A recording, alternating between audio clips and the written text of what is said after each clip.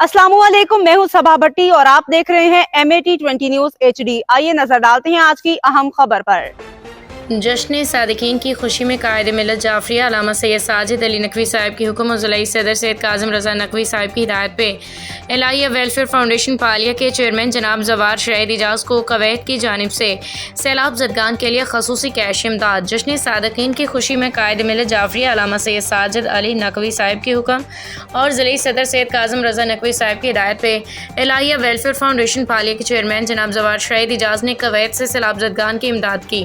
इमदादी काम के लिए शिया कौंसिल पाकिस्तान के सूबाई नायब सदर सैयद अजहर हुसैन तकवी, डिवीज़न गुजरांवाला के साबिक सदर सैयद शाहिद हुसैन काज़मी, जनाब एडवोकेट अशरफ रज़वी और सैयद इजाज़ हुसैन नकवी शहीद के दरीना साथी सैयद मौज़म रज़ा और सैयद हाशिम रज़ा की खसूसी जिम्मेदारियाँ सौंपी गईं।